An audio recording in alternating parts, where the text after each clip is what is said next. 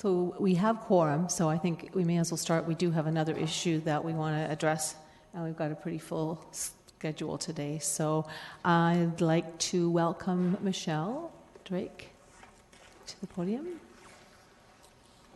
So there'll be a presentation for about 15 minutes, Michelle. Is that my understanding? You and Darren will do it together. And then after that, we're going to go through the questions that were posed in our report, which are on page 1B10. Okay, go ahead. Thanks. Thank you. Good afternoon, Madam Chair, members of Council. I'm here this afternoon to present to you an update on the neighbourhood strategy, tell you about how we're developing it, and touch upon our community engagement process that's underway or soon to be underway. We'll also be seeking your input, as mentioned, about our community engagement plan.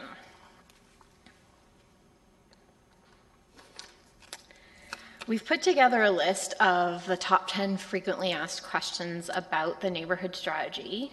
Copies of those questions were distributed before you today, so please keep a hold on that, have it for reference, and I'll try to touch on some of the key messages from that document during the presentation.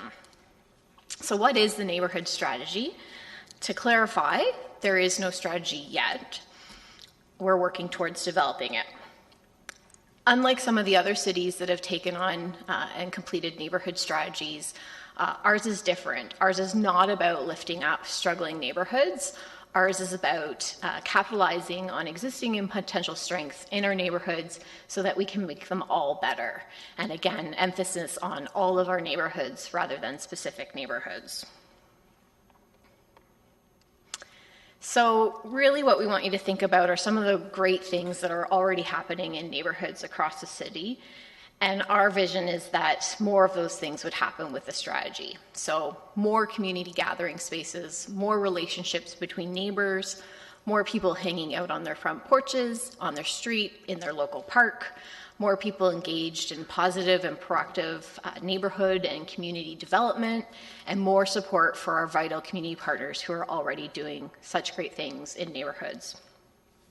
And our hope is that the strategy will support these great things in two ways. One, by facilitating greater access to resources and support at the neighborhood level, and two, by fostering greater collaboration among neighbors, neighborhood associations, community partners, and city programs and services.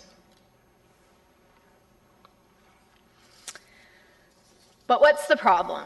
We've unfortunately heard that a lot, and the simple answer is that there are problems, but the problems are not driving the development of our neighborhood strategy. Our strategy is about building a positive vision by intentionally focusing on our assets in neighborhoods across the city. We are extremely lucky to have some really great neighborhoods in our city, and we know that residents, our neighborhood associations, our community partners, and even city staff are already doing great things, and we want everyone to continue to do those great things, and in fact, we want everyone to be able to do more of those great things. For those that have needed, a problem or two to focus on, there are a few that we've identified that we anticipate the strategy will help address. So to start, one might be too often we hear neighbors are only working together when they are against a city project, rather than working together to build on a positive vision for their neighborhood. Sometimes city staff and departments work across disciplines at the neighborhood level, but not always, resulted in disjointed planning and services. And lastly, there is too much red tape that restricts neighbors from doing great things in their neighborhoods. So in keeping with best practices from other cities that have developed strategies, our project team developed a vision that we want to strive towards for all neighborhoods. And the vision reads, the neighborhood strategy will help neighbors connect and work together to do great things in their neighborhoods. We truly believe that every neighborhood has the potential to be great, so we want to recognize and build on the great things that are already happening by neighbors, neighborhood associations, community partners, and city staff. As part of that visioning exercise, We also identified what we're calling 7 characteristics of great neighborhoods, or sometimes we may refer to them as our outcomes. And so we think great neighborhoods are accessible, connected, diverse, engaged, inclusive, resilient, and safe. We recognize these were developed by the project team, and so they may be refined as we begin to receive feedback from the community as part of our community engagement process. As part of the visioning, the other piece that the project team thought was really important was to identify what the strategy should not be. So there's a more lengthy list up on the slides, but I'll just give you a few examples. So the project team felt that the strategy should not create more red tape, should not take a top-down approach, should not be inflexible, and should not sit on a shelf. And to help us develop the strategy, the project team is divided into 4 subcommittees focused on different areas of work. So the first subcommittee is our Communications and Engagement Subcommittee, and they're focused on everything related to public engagement. They've developed a list of principles to guide the work that they're doing, and we'll hear more about both their pre-engagement and their full community engagement plan in just a few minutes. The Best Practices Subcommittee has been tasked with researching best practices around neighborhood strategies, neighborhood action plans, and placemaking so that we can identify the tools, the processes, and the templates that we can adapt and use in Kitchener. The Stakeholder Subcommittee has already developed a list of close to 1,000 organizations in Kitchener, or that serve Kitchener. And their goal is to use this list to reach out to and encourage people to engage as part of our community engagement process. And then our last group is our Data Subcommittee. And so this group is tasked with developing baseline information for Kitchener's neighborhoods.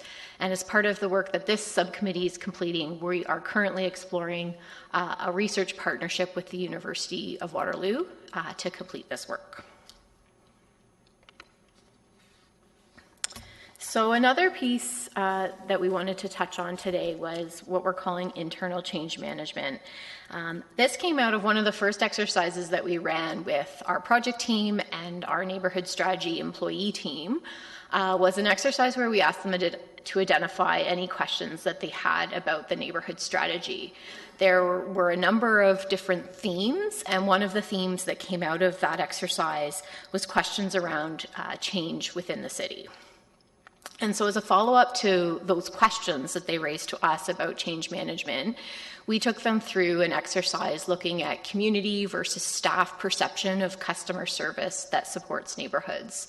And the exercise we asked them to complete involved defining what they would call a rule enforcer versus what they would call a neighborhood supporter. And once they completed that task, they were then asked to identify where they thought the city currently was and where they thought the city should be. And in response to that first question, we heard fairly consistently that we as the city were generally seen as rule enforcers. And what we're hoping the neighborhood strategy will encourage and foster is a culture that moves towards neighborhood supporters. So we plan to continue this conversation around change by bringing together our neighborhood associations, our community partners, as well as city staff to continue a dialogue around what is some of the red tape that is happening or perceived as happening at the city. And we're hoping that we can use this conversation to develop a list of some of the top things that are a concern when it comes to supporting great things in neighborhoods. And then looking at this list through a customer-focused lens in order to understand what changes we might be able to make in order to minimize or eliminate some of the red tape that our community has identified. I'd now like to introduce you to my colleague, Darren Krupp. He is our Neighborhood Strategy Engagement Associate, and he's going to tell you more about our pre-engagement and our community engagement plan. Thanks very much, Michelle. we'll jump right in here and looking at what we did last year. In exchange for lemonade and cookies at our lemonade stand, we went to 27 different events and asked people what they love about their neighborhood, how they would make it better, and to generally define the size of their neighborhood. It was some high-level questions that allowed us to figure out kind of where the priorities might be for our public engagement this year. And we did release an infographic with results, and there was a copy attached as Appendix B in your report. So please do take a look at that if you hadn't had a chance to yet. So we did that last summer, and we knew that the bulk of our engagement would be next summer, next spring and summer, and so we didn't want to lose momentum between those two phases. So we decided to do a number of things that we called pre-engagement. These are very exciting coloring books. Hopefully you've gotten a copy of yours. We have a few in the mayor's office, so hopefully you've taken a look there. The children's coloring book we distributed through the public schools to grades 3 to 5, and we've heard a number of people coming up to us and saying, hey, I've already gotten a copy of that, which is pretty cool. And then our adult coloring book we had available at Beer and Coloring event, and we've had them at Kitchener Public Library, community centers, and that kind of thing. So we're very excited to get those out.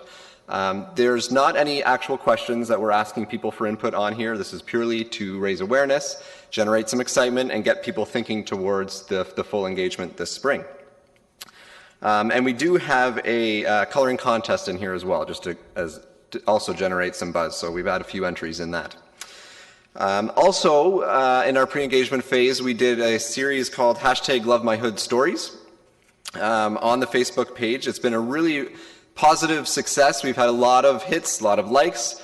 Our communication staff tell us it's the most successful communications campaign they've done on social media. And we've had a lot of really good positive comments on those posts. And I probably don't need to tell you that those comments on Facebook are not always positive. So we're really excited about that. People are kind of picking up on this fact that there's a lot to be proud of in our neighborhoods, and we can build on those strengths. So then moving into our formal engagement plan, we're going to launch this at the end of April. And rather than do a big open house, which perhaps is the case in a lot of city consultations, we're going to host a party. So hopefully you've got one of these. I see Councillor Ioannidis has one there, so you will get some invitations for our party. We've invited a number of community members and partners to host some activities that feature some things you can do in your neighborhood. So that'll be the opening part of the event. We have some keynote speakers that we're bringing in. Jim Dyers from Seattle, who implemented a Department of Neighborhoods there. And then we also have some local speakers that will share about their experience in neighborhood development. And then we'll have a final exercise as well. So we're really excited about this event. We've sent these invitations here to nearly 1,000 people that are on our stakeholder list, 1,000 organizations, informal groups. They include faith communities, arts groups, sports teams, special interest clubs, that kind of thing, all the kinds of stakeholders that we think we need at our engagement. So we're really excited about that. And that'll be April 26th. That officially launches our engagement. And then we have what we're calling 3 streams of engagement for the rest of the spring and summer. Those streams are creative, conversational, and online. And I'll briefly touch on each of them here today. In the creative stream, we'll be practicing this term called placemaking. We know it's not familiar to a lot of people, so we're going to do it in a way where people can see it. We'll ask groups to set up some temporary exhibits that encourage people to think about community spaces in a different way and provide some input on how we might use those community spaces. It's very creative, spontaneous, and we hope that this will attract people that have not always participated in city consultations. Admittedly, we have a bit more work to do on this one, so if you have questions about that, we'll hopefully have those answered fairly soon. In the conversational engagement stream, this is where we're going to get the bulk of our feedback. And so we have a couple of different components there. First of all, street teams. They'll be similar to our lemonade stands of last year, but the lemonade stand was a quick survey people could check off pretty quickly, not necessarily put a lot of thought into it. With our street teams, there'll be one-on-one interviews, things that happen in 5 to 10 minutes, and a lot more open-ended questions, so people can really dive a little deeper with their ideas. Again, we're going to go to where people are for these. We aren't expecting people to come to us, so we will be going out to neighborhood events as well as doing some random targeted places at recreational facilities, shopping centers, that kind of thing. So we get people that are both involved in neighborhood events as well as those who may not be already. We are looking for some volunteers, particularly from diverse backgrounds, to help us conduct these interviews. So we'd really like our street team volunteers that go out to reflect the communities that we go into. So if you have ideas for people that might be interested in hosting these, we'd love to hear those. The second component of the conversational engagement are focus groups. These would be about 1 hour in length. Participants will be guided through a series of exercises and discussions, and we hope that these would encourage a bit of collaborative thinking and some depth of feedback on a few key questions. And we'll have two separate exercises depending on the group participating. So the focus group for organizations we see largely intend for staff people or people who are highly involved in their neighborhood development, such as neighborhood associations. This is a kind of designed so that a United Way or the school boards could take the exercises and run it with their staff that are involved in neighborhood development. The second focus group is more for residents. You wouldn't have to have any particular background or expertise in community development. To participate, we would love to have some people just invite their neighbors over for coffee or tea and enjoy a 1 hour conversation talking about their neighborhoods. For both of these focus groups, we'll again be inviting our stakeholder list that we developed to invite them to participate and host these focus groups. And lastly, our third stream of engagement is the online engagement. And this will feature the launch of our new engagement tool that I believe Josh Joseph is going to be speaking to you after this presentation. And it allows us to do more than the traditional online survey. We do think that that's an important thing. People recognize that, so we will have an online survey. But we'll use some of those additional features as well. There's an ideas forum where we can have people actually post their ideas and have others comment and rank them. We do see some Dotmocracy tools where you can give priority to certain responses. And then there's a couple of tools that we would probably envision using in September when we have a draft of the neighborhood strategy. The annotation tool, we could put the actual strategy up, point people towards specific items where we'd really like to make sure that we've got reflected the feedback accurately. And then we could also do a $100 activity where people can start to prioritize the different recommendations we've made so that we can see which ones need to have further refinement. So you can see with these three streams of engagement on creative, conversational, and online, we're really hoping that there's something for everyone, whether you're super engaged, less engaged, varying levels of ages. We really think that this is a way that everyone can participate because we really do want to see the participation of this engagement reflect the diversity in our neighborhoods. So at this point, I will return the floor to Madam Chair for you to facilitate the discussion questions. Thank you, Darren and Michelle. That was there's lots that's been going on. So this is the opportunity for council to hopefully you've had a chance to review the questions on 1B10. Now, how do we want to do this? Do you want to go through the first question and then get a response from council, then go to the second question? Is that what your thought was? Through you, Madam Chair, that works for me. Okay. All right. I'm just going to get my screen up here. All right. So if you want to cue in, there we go. All right, perfect. Thanks. All right, Councillor Gazzola.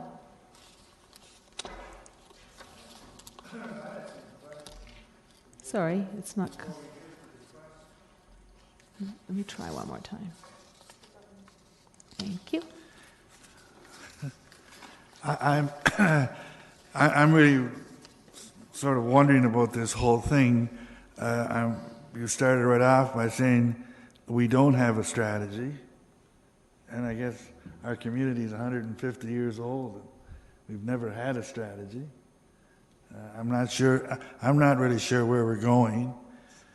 Your next points are that we really don't have any problems. So why are we doing this? This sort of seems to me like a bit of a make-work program that's going to involve a lot of people, a lot of staff. Am I out to lunch? Or? Through you, Madam Chair, you are correct that I said there is no strategy yet, and that's because we want the strategy to be reflective of what we hear from our community. And in terms of the second question about the problems, there are problems, but what we're saying is that rather than taking a negative focus or a negative approach, we want to do community development that's based on assets. So we want to recognize that there might be problems, but instead of developing a strategy that focuses on those problems, we want to develop a strategy that focuses on our assets. And then one of the benefits of the strategy that we see will be resolving some of those underlying problems.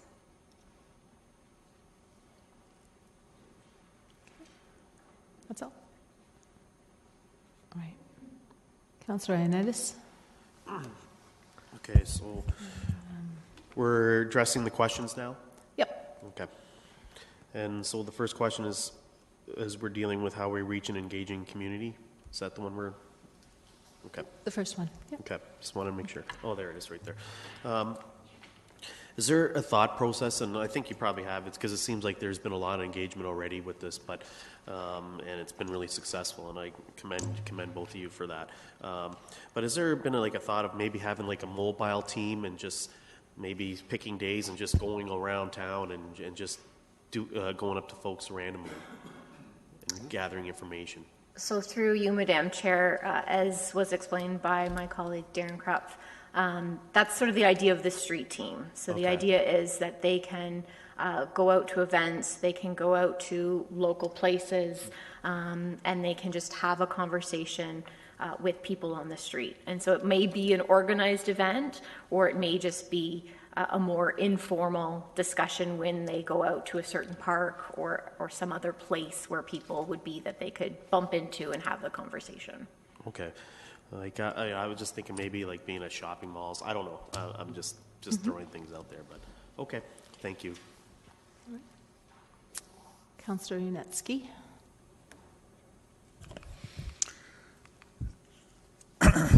I recall talking with you back last summer at the Rockaway Senior Citizens Center when they had their evening little concerts once a week, and you were doing a survey at the time, and you were trying to capture their attention, I guess, and get input and feedback from them, and I thought that was a nice, interesting approach. But since you've launched this, I've had nobody ask me about this thing and say we need this or anything of that nature. All I hear is just staff's initiative on it, and the time that I met you. So I'm not too sure how many people are out there in my ward, as an example, responding to this, because nobody's responded to me about it. But anyways,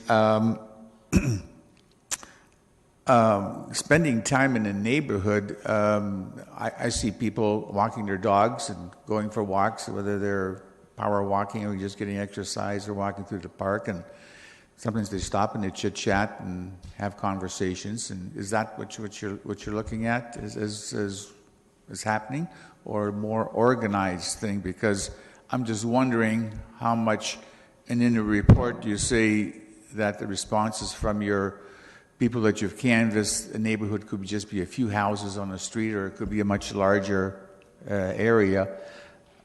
In my ward, or in any ward, are you looking to have like one neighborhood area, or are we looking to have a dozen or more? I'm not too sure how big of a neighborhood, and are we going to have a dozen things happening at the same time? Excuse me, or not?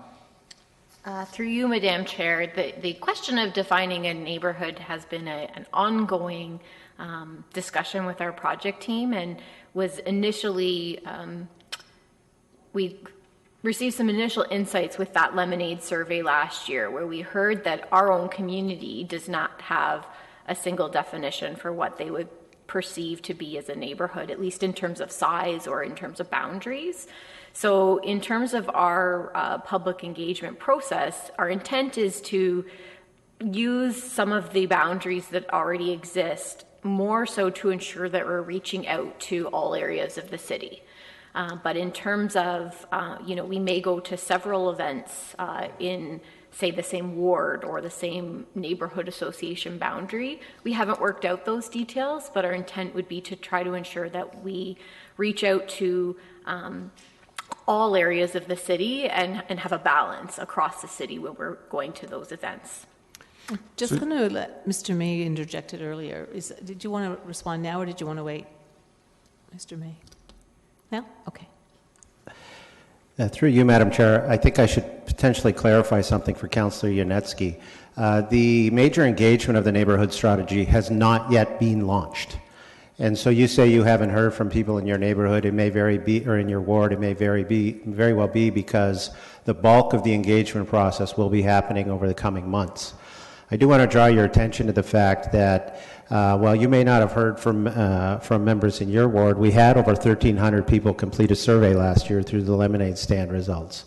We've had great conversations with the members of 11 different council advisory committees. We have had communication staffs say that the social media campaign, Love My Hood, has been the most successful campaign they've ever launched in terms of engagement. Over 2,200 people have liked those stories, 231 have shared them, and 134 have provided comments, each and every one of them very positive about our neighborhood. So I would say we haven't even started, and we have already received a significant amount of interest from the community on this. Okay, thank you. Councillor Well, I am aware that these results have come in from, communicating with those groups and going out to the different areas that you've gone and done that. So of course you would receive feedback, and I know there's more to go because that's what's identified in the report. I'm just sort of giving you where I'm sort of coming from my responses that I've received, sort of things. So, and I know there's certain things that happen in my area. We have, the Belmont Village Cruise Nights, and then we've got Lakeside Park Cleanup. And that sort of ties in with other events that the city is doing in terms of Earth Day and all that type of stuff. So, there is overlap. There's get together of those groups, and residents come out and clean up the park, and they get to socialize. And we have a little potluck lunch coming up in about a month when this. Near the end of April, when we have this cleanup targets that we aim for. So there is communication, but I know, you only scratch a handful of people, but people are still busy. They got lives to live, they got groceries to do, they work, and they got their own property to take care of, grass to cut, snow to shovel, whatever. So it's kind of tight it's tough maybe to get everybody to come out, but we'll see how this unfolds. Okay, thank you. Councillor Galloway-Seelock. Yeah, I don't question the strategy or where it's going. I think it's fabulous, and I think the fact that in your initial phase you've been able to connect with that many people that we typically can't through many of our other public engagement efforts is really rewarding and remarkable. So congratulations on that. But to specifically answer your questions, I've written down a few ideas. And how to engage. I think you've got a lot of things already in your mind. But for me, I was thinking nursing homes, making specific visits there, as well as neighborhood parks. And I also wrote down the Huron Natural Area because you get a lot of different people coming to visit there as well. Any events at the Odd, the Center in the Square, any theater events where you can kind of grab people as they're coming in or going out. You've already touched on faith groups and organizations, which I think are great. Golf courses, maybe an opportunity to sneak in and get some feedback. We could do flyers with the utility staff when they do a visit to just kind of promote going online and maybe doing the online survey portion of things. An interesting one for me that came to my mind was school pickup times, not drop-off times because people are in a hurry, but pickup times. People sometimes, because of parking, which we're working on, will wait up to a half an hour to get a good parking spot. So if you can somehow identify yourself and go and be able to speak with a few people each day kind of as the cars line up before pickup, when they have time, it may be an opportunity. And then I know there's one area specifically in my ward that has the subdivision has their own Facebook page. It may be an opportunity to filter that, and I can always pass that on to you guys what that Facebook page is so that we can filter the information and might be able to get feedback that way. Those are my thoughts. Okay, thanks. Councillor Schneider. Thank you, Chair Fernandez. I have to say that I've had a completely different experience than some of the experiences expressed around the Rick Horseshoe, because I have some very engaged neighborhood groups in my ward.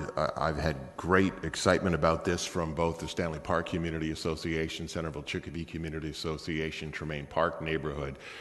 There's a lot of excitement about this, and it really, I think, began last Neighbors Day. I've been contacted also by Chicopee Ski Club, who want to be involved and want our coloring books there. They want to be a distribution point for them as well. So a lot of great excitement over this. And, you know, while you said we don't have any problems right now, and maybe that is the case, and you want to capitalize on current and potential strengths, and I believe that this strategy will prevent future potential problems. If we have neighborhoods that are have the 7 values that you've espoused here, that will really help eliminate and keep problems at bay. So I'm so excited about this. Again, with suggestion, question 1 about suggestions for reaching and engaging, I think you have done a lot of great things, but perhaps we really have to make sure that we maybe go to some people who are not maybe likely to come out to one of our engagement meetings or a coloring meeting or something like that. And perhaps we could contact United Way, look at what some of their member agencies are, find out when those agencies may be having a meeting, and maybe attend the meetings there and ask if we could make a presentation there. But I am so in favor and so supportive of this work. It's going to be great for our city and our neighborhoods. Thank you. Sarah, Councillor March. Thank you, Chair Fernandez.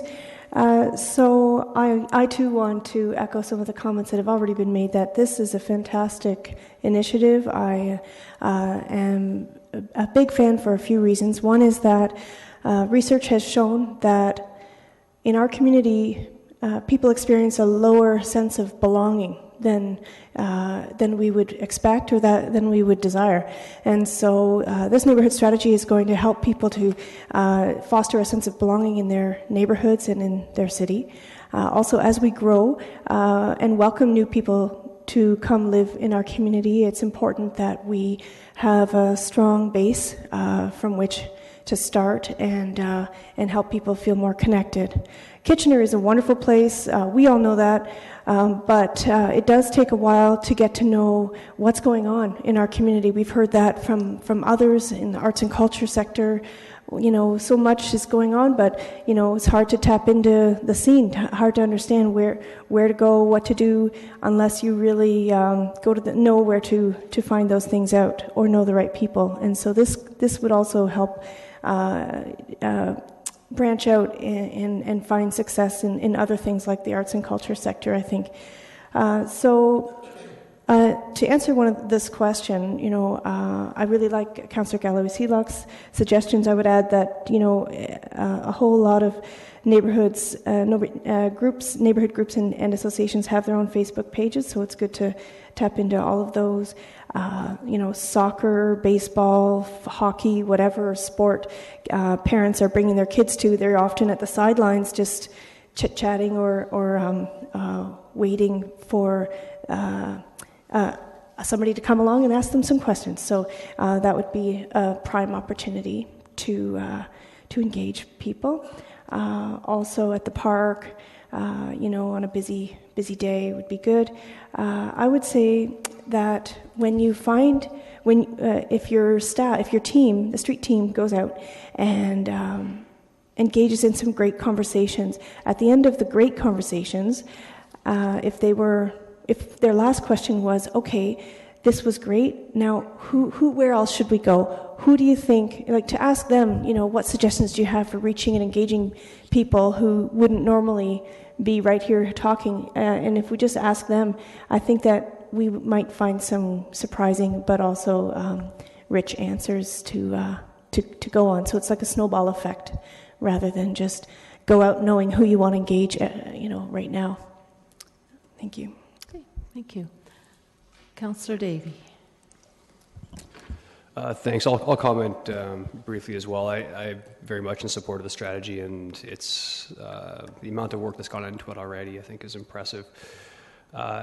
It always strikes me, the 2 times I've gone canvassing in my ward for the election, knocking on like thousands of doors, I guess, how profoundly disconnected some of our residents are from their own neighborhood and their community. And I think this is something that will seek to better that situation. I don't need to go into again to the numerous health benefits and safety benefits and all the benefits that are involved in making communities more closely knit. So I think this is something that we need to take very seriously, and I think we are.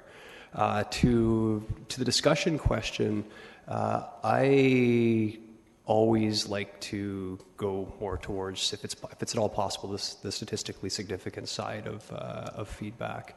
And Michelle, we discussed this briefly over coffee as well. But I would really like to see a situation where, in addition to everyone else's comments in terms of feedback, even if we could pick, like we have the means to pick out, it may not be statistically significant in the end, but if we were to pick out, 10 random homes in each ward, or residences, and went out there and we'd actually maybe pick a bit more than 10 in case those people aren't home. But that would really create a group of like 100 people that would almost be like a control group to compare the answers to those that are already engaged versus those that sometimes aren't out at soccer games or aren't picking up kids at school or aren't at the auditorium or the center in the square. Those are the people I really want to hear from, because those are the ones that tend to be the most disconnected. So if we can provide that sort of control group, I think that would really help measure the overall feedback we get versus that small sector. And I mean, I'm only speaking for myself here too, but I wouldn't be afraid to put it back on members of council as well. If you have, there's 10 wards, if you provide us a list of 20 random homes with the expectation of only getting maybe 10 residents to fill out feedback, I would be more than happy to do that. And if obviously some members of council may not be interested, but just a thought. Okay, thank you. And Councillor Etherington. Yeah, through you, Madam Chair. I just had one question first and then a quick comment. The question is, as you do this, do you have access to interpreters? Through you, Madam Chair, we have, as part of our plan, identified both interpreters, so for like spoken, but also for written word. We haven't yet decided, how and when we'll need to use that. We've also discussed with some of our community center staff about there are key people in many of our neighborhoods who likely know and speak the language and would likely be willing to volunteer, for instance, on our street teams to help with that language piece. Right. Yeah, the reason I ask is I was going to suggest that one of the places you could visit when the weather improves, as we start getting into some sunny weather, if you go into Victoria Park, over to the splash pad, kids' playground area, any summer weekend you can find really large family groups having fantastic picnics from, all over the world. I've counted as many as 30 people in one group, and they'd be a lovely addition to whatever we're doing if we could talk to them. And you may need interpreters to talk to them, but I think that would be a great addition. And as far as I'm concerned, I fully support anything that is done by the city, by council, to reach a wider group of people than we normally reach. When you do that, I had one suggestion, and that would be that you get rid of any jargon and words like placemaking. It just turns people off. Yeah, through you, Madam Chair, we have been very intentional about making plain language in all of our communications materials. Yeah. So we know that there are a number of things we want to consult around placemaking, but we won't use that term. We'll just what's in your park and how can we make it better, right? That's placemaking in a nutshell. We'll use the plain language as much as possible. Great, thanks. Before we go around again, and I'm just going to throw out a couple of my ideas that I jotted down. Public information meetings, although we call them PICs, I think a lot of people have no idea what a PIC is. But quite often I think you're going to find people there who are upset and concerned and are there because there's something immediate that's happening in their neighborhood. They may not necessarily be interested in engaging in a positive way, but we need to balance all of our comments with positive and negative as well. I also have a Facebook page in my community that certainly has been very active over the last 24 hours. And the college. We have almost 2,000 students, international students here, some who stay here for a year, some who stay here for 4 years. And I've been trying to work with our community center to engage those students as well. But I would certainly be more than happy to connect and be part of that process with what they call CSI, which is the college, I never know what the I stands for, but student group that works with the international students as well as the regular students. So those are some of the ideas. I don't know if we really touched, I think we did touch on engaging diverse community when Councillor Etherington talked about interpreters and things like that. But the college is, because we have such a wide range of students coming from all across the region as well as outlying areas and outside of Canada, many of them are going to want to stay here. So maybe it's a good opportunity to find out what they feel is missing or what they would like to see happen in the community that they will eventually settle into. So, Councillor Galloway-Seelock, you had another comment or suggestion? Yeah, just a few more as I sat here. Being a user of the facility, it's a great one. The Earlier Center might be an area to go out. And I don't know if your feedback, we want to be like how or where. I think we focused a lot on the where. I think your how, you're going to go about engaging them through your questions and stuff, and that face-to-face is probably the best way for, we do the online too, but the face-to-face I think is where we're going to get the most feedback if we go to the places where they are.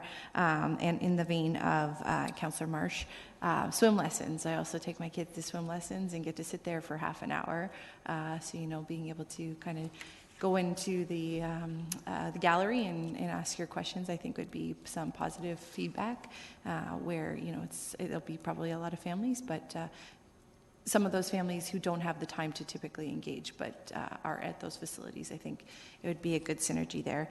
And those were my other two thoughts that came up. Okay, thank you. All right, so we'll go to the, do you feel like we've covered off enough of the first two questions? Like I feel like it's sort of been compressed. And I noticed that you were jotting an awful lot down. So why don't we go to the last question? And I apologize, I kept saying page 10. It was page 8. The draft questions were the ones that are referred to in the last question, which is reviewing the draft questions that have been developed for use by our street teams. So if there's anybody who has suggestions on whether you think these are fantastic questions, so questions, if there are additions or deletions you'd like to see, why don't we take that opportunity to discuss that right now. So if anybody wants to cue in. Okay. Councillor Galloway-Seelock. Yeah, I thought they were great questions. I think you'll get a lot of feedback because they are really open-ended, and so I think that that's really good.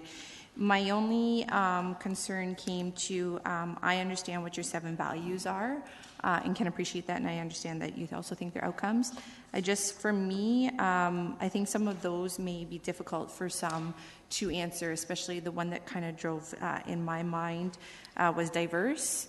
That could mean a lot of different things to a lot of different people, and some may not even quite be able to understand that as, when asking the question, which, because you said you were going to ask around each one of those 7. I think that one might just be difficult for some people to grapple with. The other one that kind of, in my mind, I thought was the resilient might be a tough question to answer. So maybe just having some thought around how to use that or word that question to try and get the outcome you want from using those words. That was my only feedback, but I think they're really good questions. My only thought would be that as you go along, if you're hearing some of the same, if you develop more questions along the way from some of the early input that you get to dive a little deeper, I would encourage you to continue to use those as you go forward. If you're continually hearing certain things, maybe start adding a question or two that might dive deeper, so that if you're hearing, I'm trying to think of an example off the top of my head, but if you're continually hearing something but you're not quite sure where it's going or you want to get more feedback, please, I encourage you to add more questions to the list as you continue to move forward without making it too long. So, good work. Okay, thank you. Councillor Marsh. Thank you. I agree. These are great questions. Good job on the effort to go to plain language. I would say, what are the big things you look for and the little things? I might need some prompts before, and so I would expect that others might. So just be careful when the street team is prompting people to just use a couple examples and not list them out, because there might be additional things beyond the examples, right, that people might think of. And also, with regard to that last question about the 7 values, I know you're going to just choose one, and have them rotated each time. But if a person doesn't connect with the word that was chosen, I think it would be good to just encourage your team to quickly switch it up and say, okay, not that word. Okay, let's get your feedback about the one that connects most with you, just as an idea. And I think they're great questions. I don't have anything else to add. Okay, thank you. Councillor Ioannidis. Yes, through you, Madam Chair. I guess from what I see with the questions, I think they're really good questions. I think they cover a really broad range. But what I'm looking at, and maybe I'm going off a little bit topic here, but I think it's somewhat of a subset to this, is I think if we could combine like maybe one question or 2 other questions that maybe don't kind of relate to neighborhoods, but also to the general feel of what they feel about the city in general and what they need, because I think they don't both kind of correlate, and I think that would also give us more ammunition as far as what the public wants as a whole, instead of what we hear from Environics and everything else. So I think it'd just give us more additional information if we have a couple questions that are broader, and we already have people there that are volunteering, so I think it's a good opportunity to get as much information as we can. Okay, thank you. Councillor Schneider. Thank you, Chair Fernandez. Again, I agree. Some good questions. With question number 2, it says, if you were to move to another part of the city. I just wonder if, we don't need to move, but, if you moved, or if you could make some changes to your current neighborhood, what would they be? Because I think sometimes people move to gain different services or more immediate access to services and activities. So, maybe we take out or make an addition to include just what you want in your neighborhood. When it comes to what could be done to make your neighborhood better, I know in talking with some of the neighborhood groups in my ward, the question is, where do I go to get this done?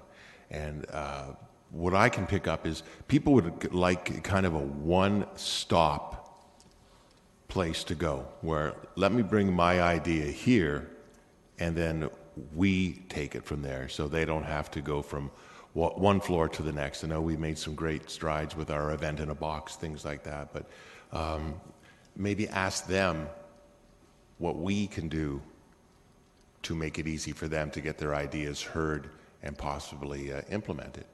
And I do want to say too, I have really enjoyed the meetings we've had at the Kitchener Public Library, and I know all of council is invited to attend those meetings where you're actually sitting down with other people who are engaged in the strategy. And I think it's a great way to actually hear firsthand what others are thinking and some of their ideas. So thanks for that. Okay, thank you. And Councillor Yanetsky. I know you're trying to engage the people in the neighborhood to get more active, participate, and involved in one way or the other. But I think you got to also remember that we as a municipality provide a lot of services and a lot of opportunities on a much larger scale to the general public. And as per example, we have many community centers in the area. There are many neighborhood associations that run programs, whether they're social programs, recreational programs, physical activity, sports programs, whatever, that are provided to the local ward or neighborhood in the area that the association covers. So there's a lot of activity happening there.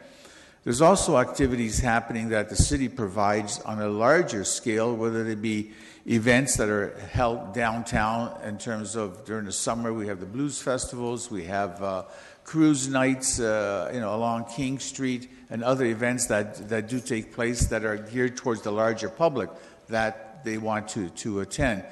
We have ice skating here in front of City Hall that's open for several months over the winter time. We have Chris Kindle Market, there's Oktoberfest. They're all big events that are geared towards the public, and people want to go to those events, and they're wonderful. The city does a great job promoting that and having that.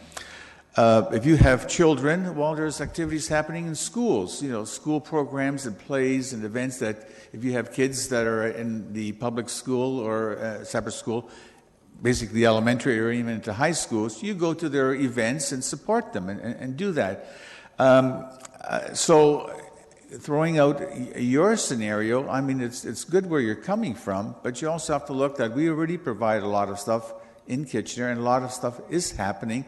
And sometimes you only have so much time to do all this stuff. You pick and choose, and you do your events, and you attend them, and to try to go forward with this. I see the objectives, but the city's doing a great job already, and you're just trying to add to it in maybe another way on a smaller scale. So I just thought I'd just reflect on the overall perspective besides just the neighborhood sort of thing.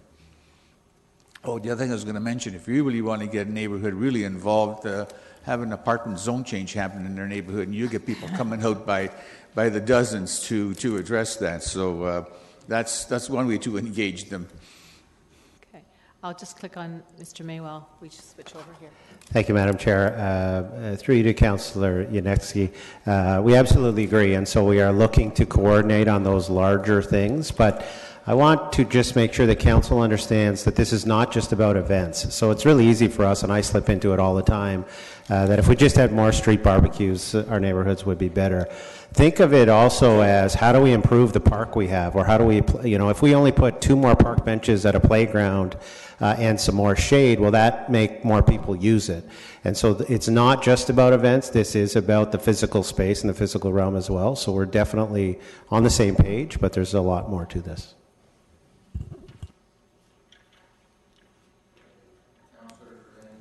Councillor Fernandez. Thanks. So I want to try and just go back, because when I looked over my notes, I realized I had forgotten a couple of things to say with regards to adding community groups and things like that. So many of us have our Meet Your Councillor events. Is that an opportunity for us to engage? I mean, most of the time when people come to me, they have a litany, they have a laundry list of, concerns and complaints. So, maybe I'll hand them the coloring book and they can color while they're complaining to me. As well as cycling and trails. I don't know, I know that you've gone to every single advisory committee already, right, to talk to them. But I do a lot of cycling. Is there something that maybe we should all have sort of in our backpacks or our purses or our pockets, like a takeaway, a bookmark that says it? Because I've been hearing it around the Horseshoe about where do I find out about events? How do I participate? Sometimes if you're meeting somebody, they really don't have the time to engage in a longer conversation. I don't really want to add to the cost, but sometimes that little piece of paper, because I could scribble down their name and send them something via an email. Just another suggestion that I was looking at. I know this is really pretty intensive for your group and your steering committee, because you really are drilling down deeper and deeper to get responses from people. But most of your questions are fairly positive questions, and that's why I suggested going to a PIC. And I think Councillor Netzky alluded to the fact that if there's a zone change or a sidewalk going in, man, you're going to have a lot of people who are willing to tell you what they think about whatever's going on. The other thing I thought was important was about this idea that we are seen more of as a rule enforcer. There isn't a time when I can't think of, when I talk about sidewalk clearing, or I talk about bylaws to people, and right away they're saying, that's a tax, you're taxing us to death. So I think it is very important for us to change the perspective or the perception of what we are as a city. I think I talked about the college students. Oh, the one question I thought that we could add to was when you say what could be done to make your neighborhood better, what bothers you? What upsets you? What really frustrates you? It's always good to come up with things that are positive, but then maybe people are kind of afraid to say, well, this really ticks me off. And we need to hear that. We need to hear that, because that's where we have to start making things better for people. If they feel it's too much bureaucracy, if they feel it's too much red tape, if they feel that, the last time they talked to a city staff person that they just got sloughed off, we have to find out those things too, because we do know that we have a great city, and we do know that we have lots of events, but we have to also see where we can make things a little bit better. The other... I think just reiterating, where do we go for activities? Asking the question, where do you go for activities? Do you stay within your neighborhood? Or do you bounce around to different community centers? I know a number of people who live in one neighborhood, but they go to 2 or 3 different community centers for programs for themselves and programs for children. So why is that? And try and find out those kind of things. So. Anyways, those are my suggestions as well. Councillor Galloway-Seelock. I like this kind of stuff, so I keep piping in twice.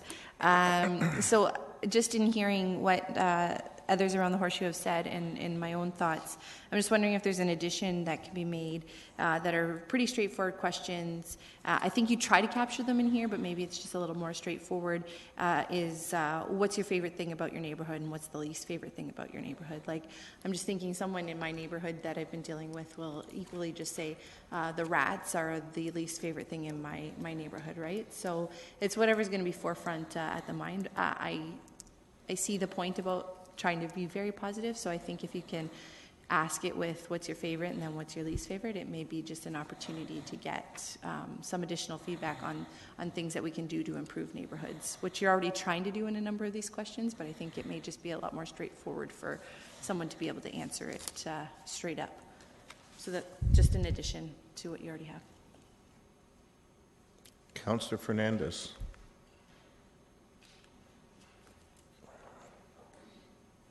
Go ahead.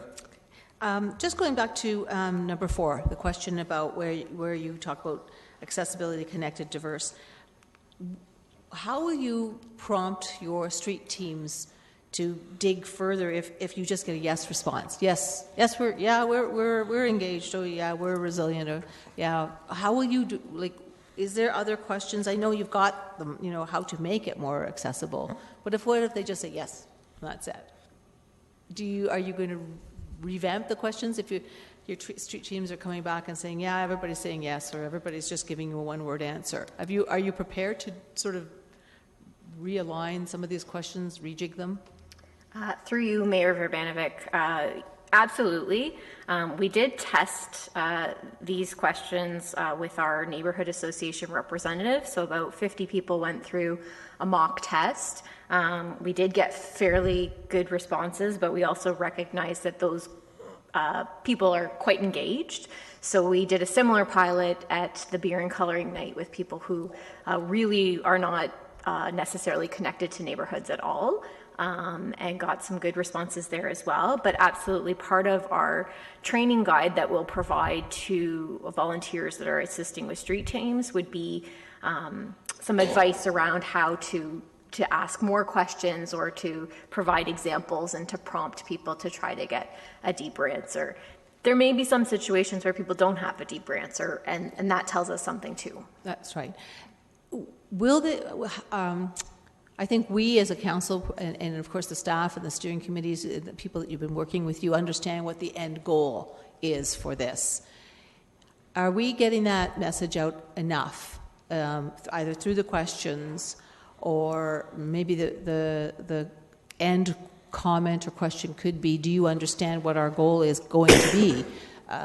We want to have input from residents that will eventually maybe lead to how we budget for our neighborhoods. I mean, sometimes understanding that their input and their engagement could relate to actual dollars within their community may be enough to get people talking even more or be interested more. Is that something that we should be doing sort of as this is our end goal? Should we be saying that before we get into the questions, or should we say that as a sort of the ending point? Through you, Mayor Verbanovic, we're definitely still working out the details of that engagement piece. And I do think, in addition to the awareness that we've already been raising, we'll need to do some work around, primarily, to be honest, around what we have in this question as values, but in the presentation I referred to characteristics or outcomes. And the reason for that change in language is because we've been having the conversation about what is a more plain language way to mention those. So absolutely, as we refine that, I think that's what we would be speaking to with the community, is to focus on the vision that we've identified and focus on those characteristics of a great neighborhood and how we can achieve all of those in all neighborhoods. Okay, great, thanks. Councillor Marsh. Thank you. Just a quick word about data gathering and data input. Do you have a plan do you have volunteers that you're hoping will input the data, or how's that going to work? Through you, Mayor Verbanovic, part of our project plan is to bring on a staff person to do that work, to do the data entry piece of the work. Okay, yeah. And will you be using software to analyze the results, or how will you come back with your themes? Through you, Mayor Verbanovic, we have retained a consultant to help with that piece of sort of coding and theming and understanding what we've heard from the community. Awesome, thanks. Okay, it looks like those are all the questions that we have. I apologize for not catching your presentation. I had a Big City Mayor's Caucus conference call in advance of the budget. But I do want to thank you for all the work that you and the team have been doing on this initiative. I know over the last number of months, as I've been going out to different community events and so on, I regularly get positive feedback from residents about the work that the city's doing on the neighborhood strategy and our focus on neighborhoods. And I think this certainly speaks to it. And we look at the kinds of response that we had from our partner groups at the recent session you had at the library, the kind of response we had with the coloring book launch and so on. I think we're well on track to seeing this really become a tremendous asset for all of our neighborhoods, and to really see all of us as elected officials as in the different wards as well as staff work with our neighborhood associations and other partners to strengthen our neighborhoods going forward. So thanks for all your efforts. Thank you. Thank you. Okay, with that, I guess we'll move on to the next item. And Ms. Miller, will you be kicking that off, or? I actually will not, but I'm happy to make a small introduction on Josh's behalf. I think it was just a small oversight that I'm on the agenda for this presentation. It's actually Josh Joseph, our community engagement consultant. He deserves the credit. He's done much of the work on bringing this forward, and I think it's a great fit with what you've just heard from the neighborhood strategy. And it's an exciting step forward in community engagement initiatives at the city. Wonderful, thank you. So we'll turn it over to you, Josh.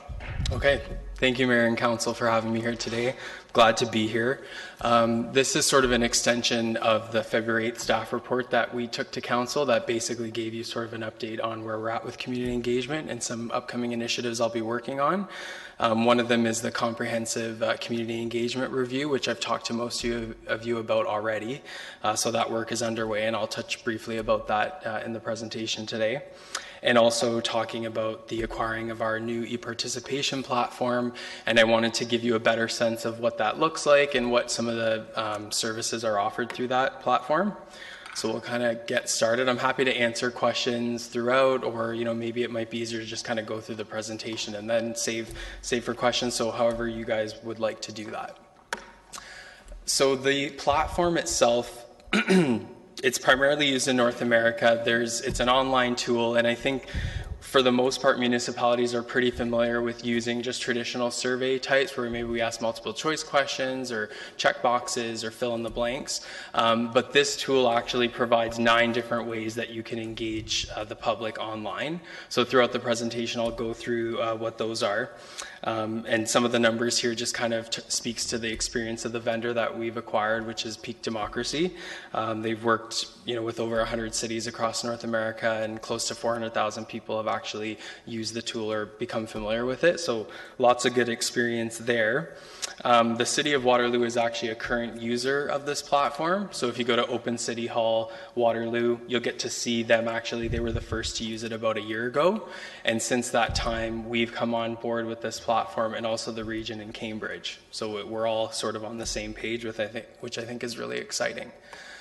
So some of the benefits for citizens in terms of online engagement, the biggest thing for me is the single log-on. So the fact that all the partners in this area have gone with the same platform really enables citizens to log on and register one time, and then they can access consultations that may be happening in Waterloo or Kitchener or the region. And I think that's really unique to our area, because although we have citizens that live in Kitchener, they may work in Waterloo, they might be interested in something that the region's doing consultations on. So really pulling it all together in one central place for people, I think will make it a lot easier.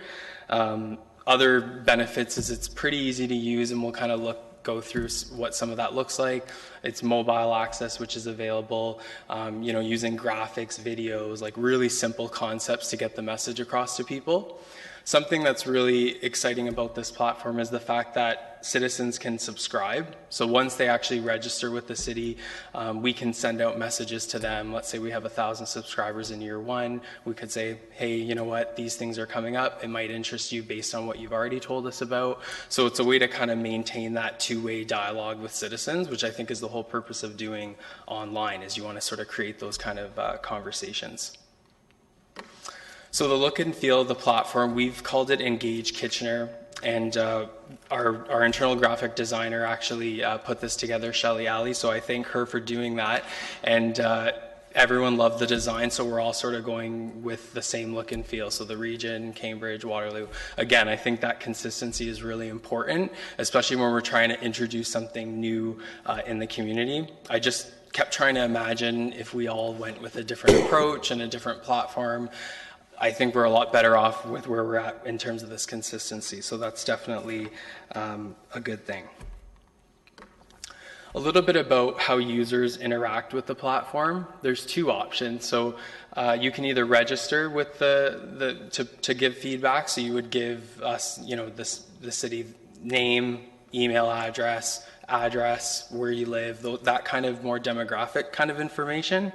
Or the alternative is you don't have to register, you don't have to commit that information, and you can still give feedback. So there's giving people kind of 2 options there. Usually it's a 50-50 split between what people will choose to do. hopefully, in our view, as the platform rolls out and people get familiar, maybe they won't register the first topic, but as they see it kind of working out for them, we'll hopefully build that subscriber base of registered users. A little bit on why we would even want that information. The tool can go fairly deep with analytics. So we would be able to find out, let's say we got 1,000 responses on a given topic, how many responded from Ward 10 versus Ward 4? You know, how many, you know, what did females between this age range say versus males in this age range? So you can kind of pull apart that data in that way, and I think doing that will really show us some interesting things about how people feel about certain topics and how demographics and location may affect that. It also might tell us where we need to focus some effort. So if a certain pocket of the city we didn't get any responses from, we might need to shift some focus and make sure that we're really getting the word out there. In terms of comments, all users will be governed by civility guidelines. So that really just dictates what's appropriate on the platform, what isn't appropriate, and anything that would breach those guidelines would get removed. So that's just a placeholder in place that everyone's on the same page. They would be listed there, and hopefully people follow the rules appropriately. When we did the Iron Horse Trail consultation with the online mapping, we didn't really get a ton of negative comments. In fact, I don't think I had to delete or censor any of those. So I think for the most part, people can be trusted with giving some good feedback. But in the instance that something inappropriate would come up, we have mechanisms in place to sort of remove that and control that. And then privacy guidelines, same thing. A lot of that was modeled after our social media policy. So just explaining to people how their personal information will be used and just making them feel more comfortable when they give it to us, that we explain exactly what that means. A little bit about the topic. So each topic has 4 tabs at the top. So when you get to a topic, let's say it's on, you know, neighborhood strategy, there would be 4 topics across the top. The first one is introduction. So that really just sets the tone of why we're asking for feedback. Give some background information, maybe there's a video, some graphics, but it really, when citizens read through the introduction, they should have a really good idea of what's being asked of them, why are we even asking, how are we planning to use it? So that really sets the context and the stage for citizens. The second tab is feedback. So that tab lists all the feedback that we've received so far on that topic. So if we got 1,000 comments, citizens could actually go through and read what other people are saying, you know, see what their neighbors are saying, you know, what are the sentiments across the city related to this topic. And for the most part, I think people would probably do that even before maybe forming their own opinion. They might want to kind of see what's being said. The third tab is your response. So that's the piece that citizens would go in and then submit their feedback to the city. The fourth tab is really important and interesting to me because I think it solves a really big problem that a lot of cities have in terms of closing the feedback loop. Like, we do a lot of engagement, people hear about it, but then what happens? They don't hear about it again, maybe they hear about it through the media, but that follow-up doesn't always occur. And so the outcome tab really basically tells citizens what the next steps are. You know, this is going to council on this date, we'll keep you posted, and then whatever happens with the outcome, so let's say council made a decision, that would then go into that tab and stay there. And so when a topic is closed, let's say we're done the consultations, everything's good, it stays on the platform. So you would be able to access all the information and documentation related to it, and you would always be able to see the outcome of that project. So I think that's really interesting. We are launching the platform fairly soon, so we're looking at end of April to launch the platform, and we've selected 5 projects to launch with. So they're listed here. The City Hall Outdoor Spaces Master Plan, which will actually be going a bit sooner, just so we can kind of see how the platform works in a real setting, and then also chicken bylaw, business licensing review, neighborhood strategy, planning around rapid transit station areas. So pretty good variety of like different kinds of topics. And the eligibility for those, we've decided that, you know, if it's something that's council approved, that, you know, a staff report was brought forward and they described that they were going to do engagement, that would be good for the platform. If it was something coming from CLT or council, if there was a sensitive project that would be brought up, but most of them would all be staff led. And those are the 5 that we're looking at launching. So I'm going to run through the 9 different topic types. They're going to just be slides here and sort of screenshots because we don't actually have a ton on our platform yet, but you'll be able to really test out and click between the links when end of April when all that's on there. The first topic type is the survey topic type. So that's something that I think everyone will be most familiar with. It's just, you know, similar to how we've done online surveys in the past, multiple choice questions. You know, you can also ask people to like drag and drop and prioritize things and ask matrix kind of questions. So this one's probably the most robust type of survey on the platform and one that most projects would likely use. So that's that one. This one I think is really interesting. So the annotation topic type allows citizens to actually comment on a document or an image. So you can upload a draft plan of something and ask citizens, you know, you can highlight where in the document that you want feedback, and then they can click that and then provide their comments. So really good if you wanted to put up a draft of something, get feedback on it. I really like the actual pictures, like use of images, where you can actually have an image and then these little speech bubbles there, you know, citizens could click on that and then a box would pop up with more images and then you might ask a question. You know, so, you know, the one under the tree, you know, how important is urban canopy to you? You know, maybe throw in some pictures just as an example that that functionality is there. And that's actually one that we're likely to use for the City Hall Outdoor Spaces Master Plan because we're asking people to comment on the layout of things. And so having a plan where people can then click and it just sort of brings the image and the plan to life a little bit for people. The ideation topic, so Darren mentioned this briefly as something that's being explored for the neighborhood strategy. This really works as like a brainstorm. So you ask an open-ended question to citizens and then they can submit ideas to the city. You can set a cap on how many ideas that you would want them to submit, maybe 1, maybe give them a limit of 5, keep it open-ended.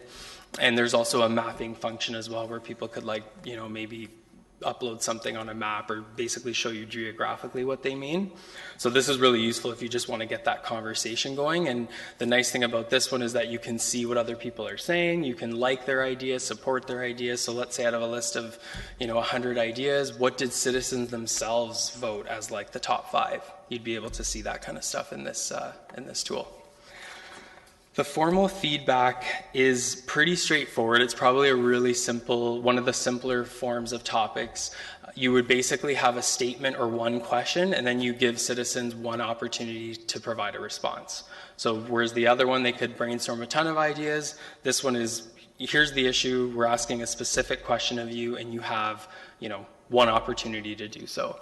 The vendor compared this one similar to like a delegation at a council meeting where like citizens could come and have 5 minutes to say their views, similar with this kind of thing where you're only asking for one opinion. They can go in and change that if they, you know, want to, but it's just the one thought. The feedback with support is very similar to what I just described. The only difference is that, again, you can support ideas, you know, like statements. So whereas the other one was maybe more of like a brainstorm fun exercise, this one might be more formal and rigid. And so you might be able to see, okay, what comments are citizens supporting on this topic? The budget tool is interesting. So this is one that basically you can do participatory budgeting with the public. You can give them a set of $100, $500, and you give them a list of priorities and you ask them how they would allocate that money. So I think the context of when you would ask this question is really important. How it's structured is really important, but it might be an interesting tool for certain projects if we're trying to understand, you know, on average where people might want to prioritize some of that money. So that is an option in this tool. Another option is a mapping kind of function. So basically having a map of an area, a ward, a trail, park, whatever it is, and then asking citizens to then drop pins on a map, and each pin would represent a different thing. So maybe red represents a place that I don't go to, green represents places that I love. You can ask this on various, you know, types of topics. Really good for probably, like we've used this in the past for transportation related projects or places where there's like a route going through a city, or if you're working on a park plan, could be interesting to try this tool as well. The photo topic is basically an opportunity for citizens to upload photos. So maybe the question is, We want to see cool photos of parks in your neighborhood, so citizens could upload photos. It's not really intended too much to probably be used for like a decision-making type of thing, because I'm not sure how deep you could get with feedback on this, but it could be just an exciting, fun tool, you know, for something. You know, use of photos, collecting photos, that kind of thing. And then lastly, the blog topic is really meant to sort of have a more of a two-way conversation with staff. So if you're working on a huge project that you might want to have more regular updates, you could create some kind of blog topic where you could update them and people could comment and the author could respond. And again, I'm not sure how often we would use this, and even going through all of these 9, I think probably like 2 or 3 would likely be the main ones that we would use, but it's nice to know that this functionality is there. Are there any questions so far on those topic types? There are. Councillor Fernandez. So we're just asking questions on the topic types, which were the circles that you showed us at the very beginning, right? Yep. Okay.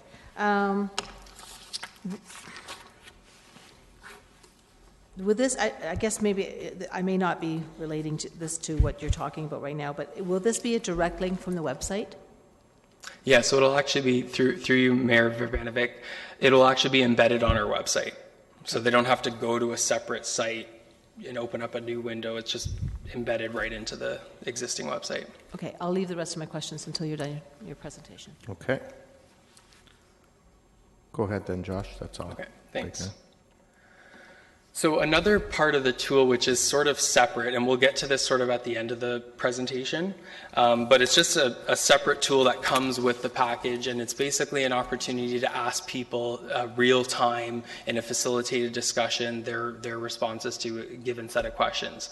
And so it's all on mobile or a computer, and you would kind of go through a conversation, and then the results would be displayed real time on a screen, so everyone could see what other people submitted as an idea, but it would all be anonymous.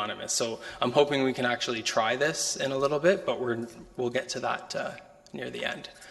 I wanted to spend the last little bit of the presentation just reiterating sort of where we're at with the community engagement review. As I've said, I've talked to most of you by now already and had some really great conversation of what your thoughts were on sort of what you would want the review to address.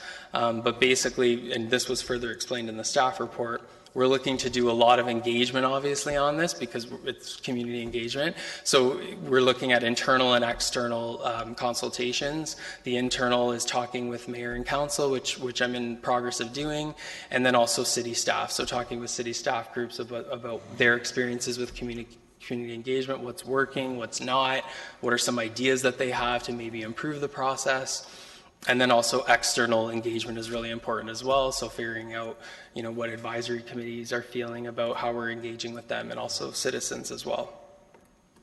I did want to spend a bit of time talking a little bit about some of the themes that I've heard from some of you, from research that I've been doing, from talking to citizens. These are some of the really major ones that I've heard, and it's interesting to see them up on the screen and then hear about the previous presentation, because a lot of these themes actually came up. But one of them is providing people with enough time and notice to give feedback. A big one that I heard was the public perception of the engagement process. So that whole mentality that, well, you've already made up your mind, what does it matter? Well, it does matter. And so how do we change that kind of perception that some people have? I've definitely heard a lot about the approach to public meetings and public information centers, and not so much like one way or the other of preferences, but just more options on how to facilitate more effective public meetings. Sometimes they can get unruly, sometimes there can be conflict and tension. So how do you relieve that tension, especially when maybe staff aren't as experienced and they're just kind of coming to share what they're working on, and then they totally leave with a very negative impression, and citizens as well. So how do we change that? That was a theme that really came up. Also reaching citizens of diverse backgrounds and also people who just don't typically get involved. So even if we get 1,000 comments on a topic, there's still thousands and thousands of people in the city, right? So how do we hear from those people? And that was definitely a priority that was identified. And then lastly, just pursuing partnerships, going to where the people are, and it's really promising to hear that the neighborhood strategy will be doing that. So I think that that's really good to see that in action. And then some other opportunity areas that may come up through the review. Again, these are some things that I've heard from you, from different groups, closing the feedback loop, make the information really easy to understand. So kind of reduce like the jargon that sometimes we can use and just make it really simple for people to grasp and understand. Pursue online engagement, which we're doing.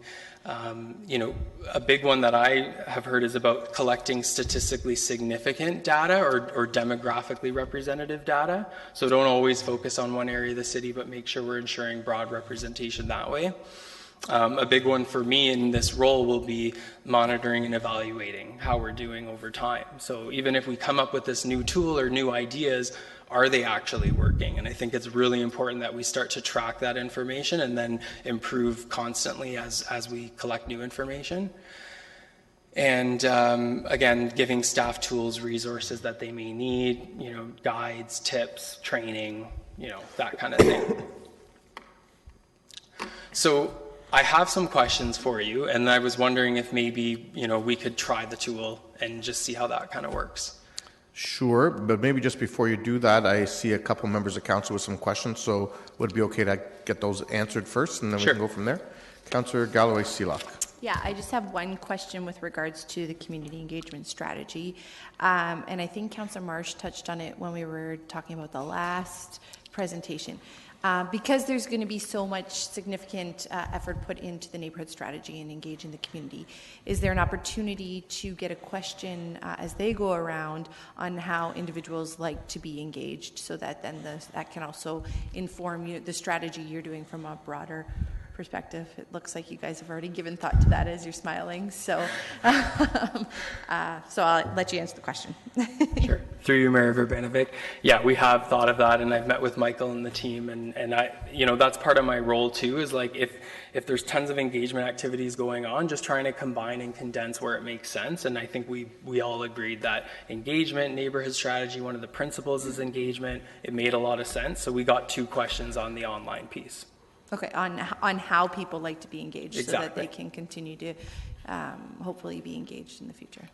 Yep. And it's just on the online piece. Is there any way to go a step further with, if we're going to have a lot of those face-to-face communications like we were talking about in the previous one? Maybe I'll look to Mr. May to answer it. But I do think it's it could be a quick answer. I don't know what that it'll always be.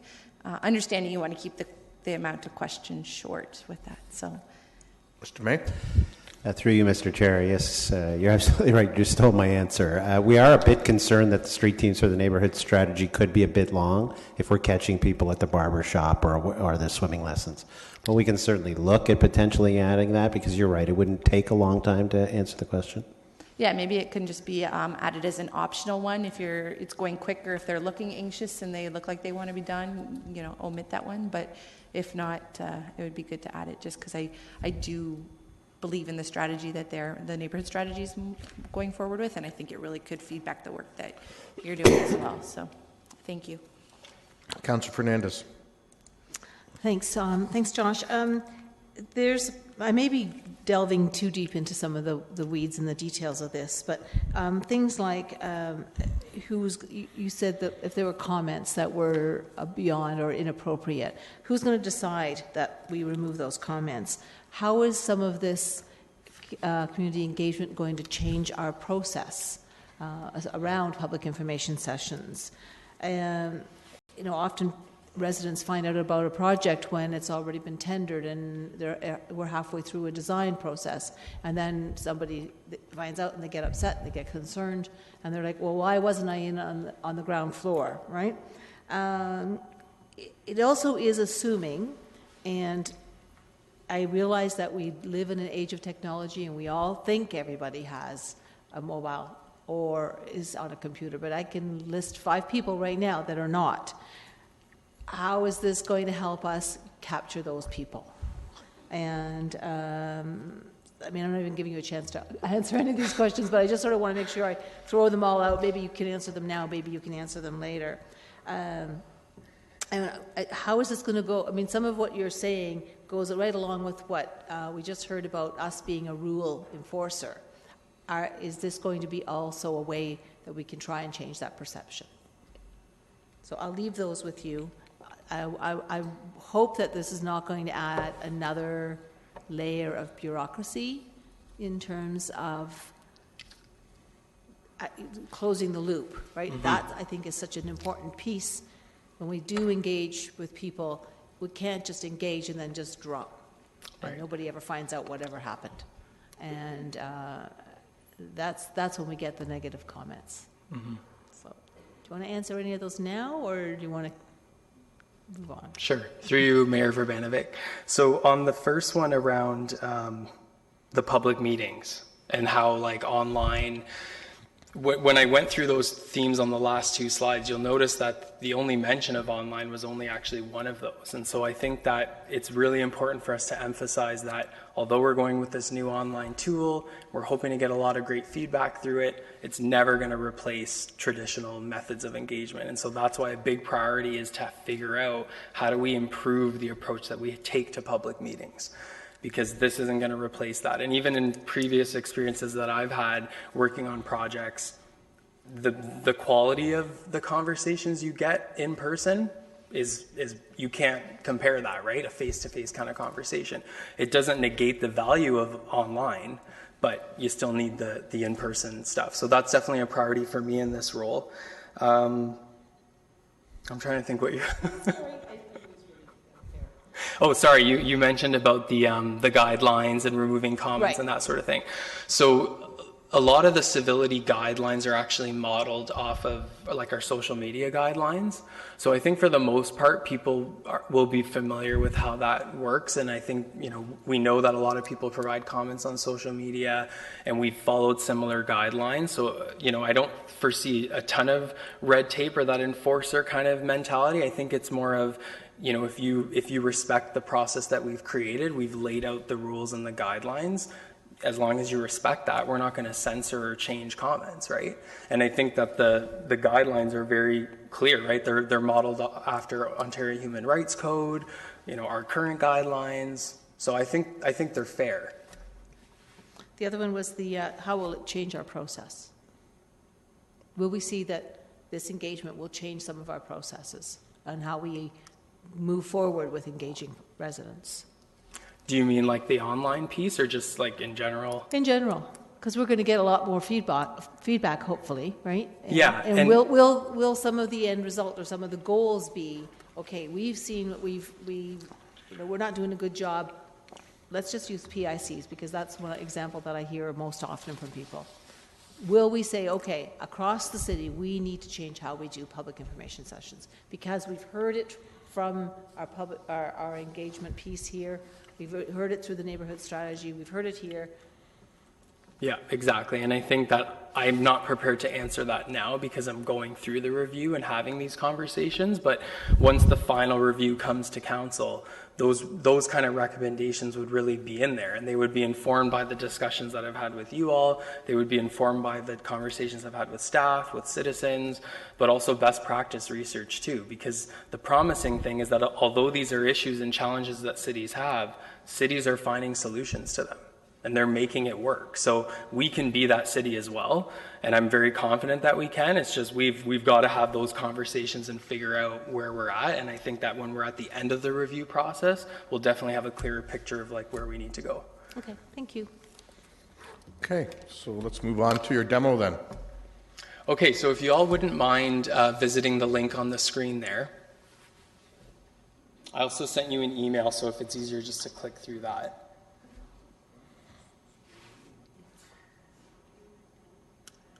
Yeah, I'm done. Is there a screen? Yeah, so we're good. Okay, that's a good sign.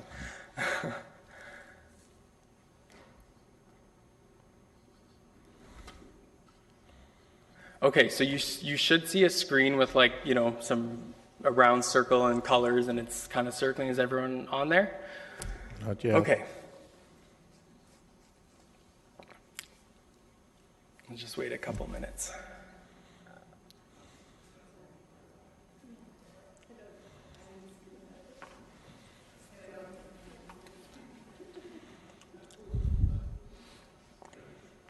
The meeting will start shortly. Okay, we're good. So that first message always comes up when you start using this tool, so it really gives control to the facilitator to then go through the questions one by one. The results would be displayed real time, and then you would have a discussion about it. So I'm going to start the presentation, and once I hit start on my end, you should see the first question pop up on your screen. Cool.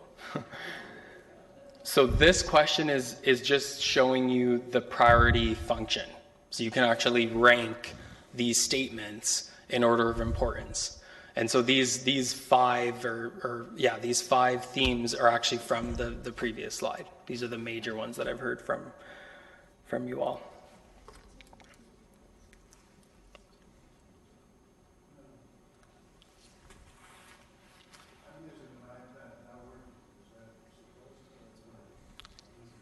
It should work, yeah.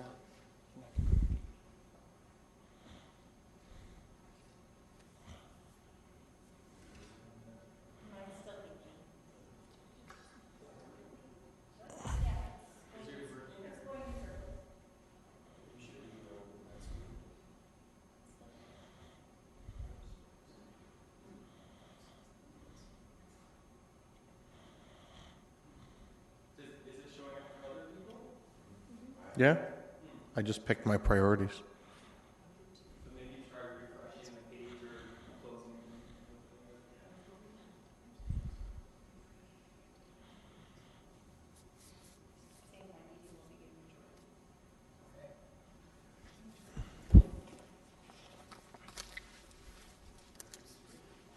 Okay, well, we'll just have to, is anyone else submitting or still working on their answers? Yeah, okay, so I'll just wait a couple more minutes.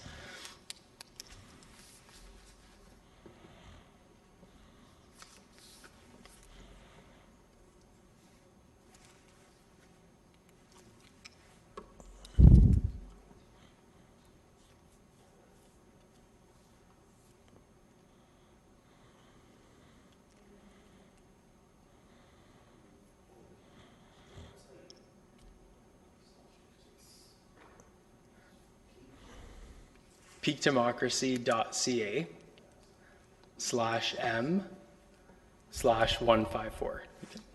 Sure, yeah, we can just pull it up.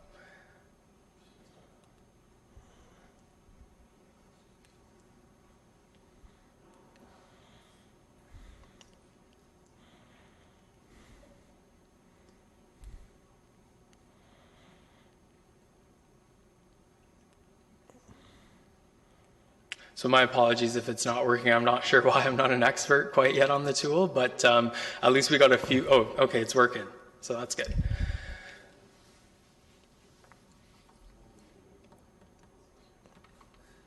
So to then give you an example of how this works, so far it's saying that there's 6 answers to be shown.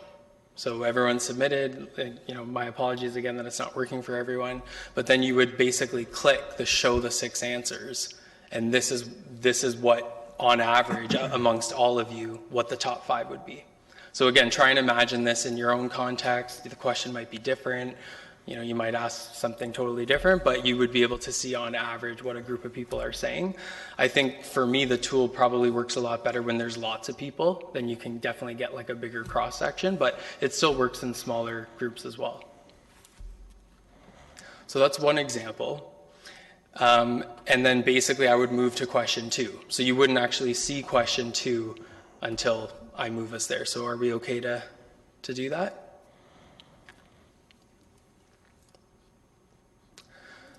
So question 2 is a little different. So now you're given dots, and you're basically asked sort of like a dotmocracy exercise that you would have like with stickies on a flip chart, but now you're just doing it online. And you would use those dots based on what you feel is a priority on what's listed there. So again, this data isn't like scientific or anything. We're just using it to just, test and show you the platform.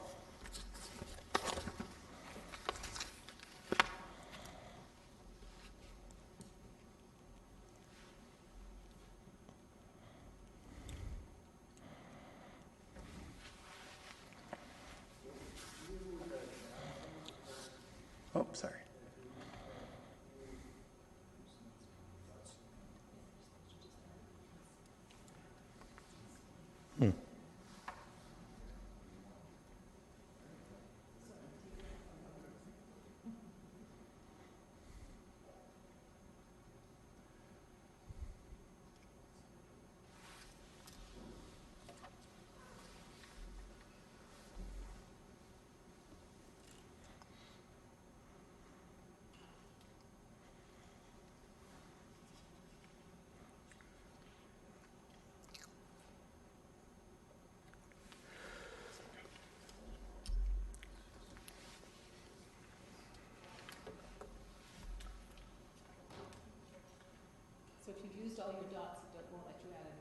No.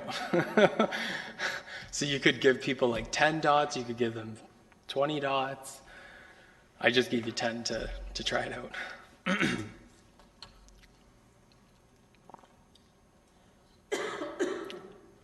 So I can actually show you the answers now, even though they still might be trickling in. This will change.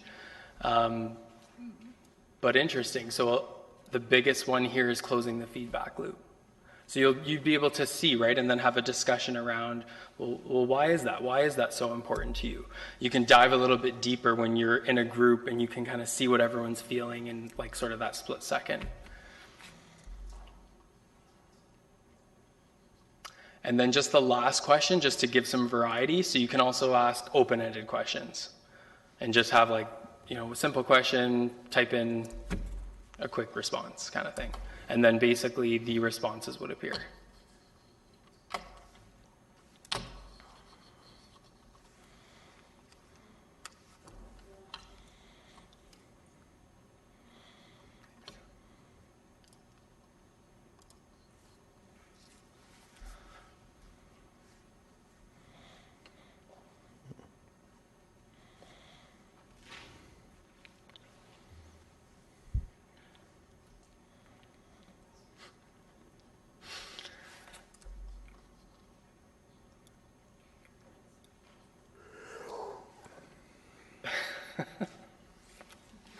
So I guess you got to be prepared for some funny responses when you ask questions like this, but again, gives you a sense of like, you know, what people are saying. So, you know, someone wants donuts, closing the feedback loop, new strategies for engagement, make it a real reflection of what people want to see. That's really good.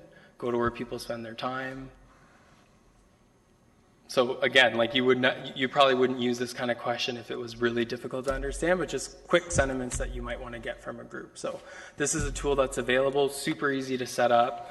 You can ask as many questions as you wanted to. There's different options, the dot tool, the ranking, general open-ended, multiple choice, that kind of thing. So just wanted to show you that. And again, you'll be able to see more of the actual tool we have in April when the topics are actually on there. So I'll take any questions you have if that's what we want to do.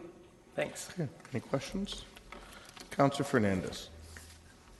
So, I mean, this is a great exercise in trying to get responses in a really quick, real-time way. So how do we gather those people? How do we, you know, get them to respond to us? How do I know which emails to send to? How do I engage those people? Through you, Mayor Verbanovic. So you would probably have already a meeting coming up that you know people are coming to, right? Like it's all scheduled. You have, you know, maybe it's a board meeting or something like that. I'm not sure what those meetings look like for you. And then you would just send the link in advance. And that's all they need. They don't need an app. They don't need to download anything. It's just that quick link, load it on your phone, and then you can use it.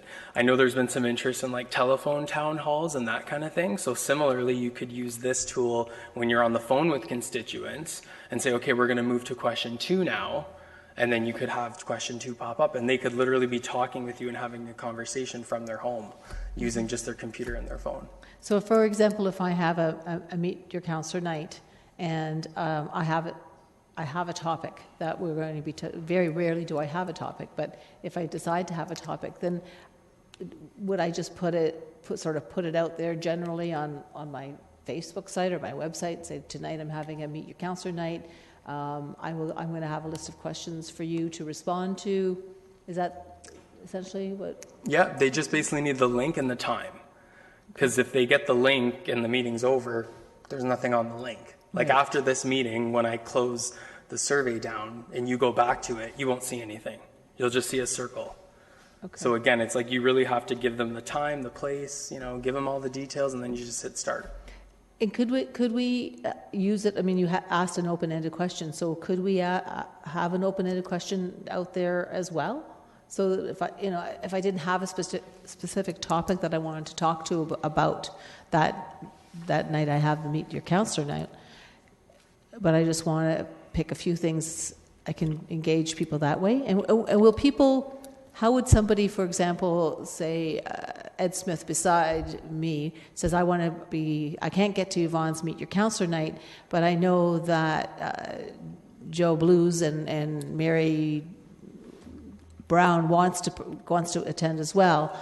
Can they send a link, or is it just me that can send them a link? Anyone who has the link Could send it have to, access to it. Yeah. Okay. So you would want to probably send it to whoever your intended audience is, but no one's stopping that person from forwarding it on. Okay. And then they would have that link. And how are we getting this message out to people? I mean, I think it's a great opportunity maybe for us to have a lot more conversations with people about particular topics, or if I'm on, even if I'm on a trail kind of situation, sending out a question like that. Right. I think for the most part, like for staff-driven projects where we need feedback for decision making, we wouldn't use this one. We would use the platform that I described with all those different topic types, and it would be up there. Yeah. This is more just for like real-time, one-time event. It's happening at this time, go. And then once it's done, you're kind of done. So. And where can we save the answers? Can we? Yeah. Okay. Yeah. You can save the answers. Yeah. So again, like, is it statistically valid necessarily? Maybe not, right? Like, I probably wouldn't use these results for anything, but it's just interesting, just interesting to see what people at a given moment in time are thinking and feeling. Yeah. Well, and also the number of answers. Right. I think is really important too, not just what is being said, but the number of people who are responding. Cool. Thanks. But just to Councillor Fernandez's point, before I continue down on the list, though, part of the intent of this whole system is over time we'll develop a database of citizens and their interests. And so if somebody's interested in environmental things, we'll be able to push out things that are environmental. If they're interested in infrastructure, we can push out infrastructure. If they're interested in budget, we can push out budget, and with that encourage them to respond. Whether they do respond or not, that'll be their choice, right? Right. That's part of the intent of all this? Right. Yeah, okay. Thank you. Councillor Ioannidis, you're up next. Yeah, thank you, Mayor Vrbanovich. Josh, that was really a great experience, and my one question, though, is that I can't recall if it was in the report or not. What was the cost of this system that's being implemented here? So it was through you, Mayor Vrbanovich. It was approximately $30,000 for a 2-year agreement. Okay. To me, it seems like a pretty good value, actually. So, if it's going to get some really significant feedback, but I have more comments later. I'll make them later when they're. Okay, Councillor Marsh. Thank you, Mayor Vrbanovich. So, Josh, will you be able to send us that presentation that you gave us, just so we can review it? Sure. All right.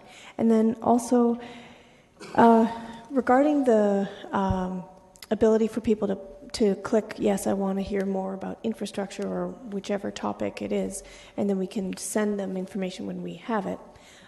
So will that be a database that only your team would have access to, or that would anyone from the city of Kitchener then have access to that?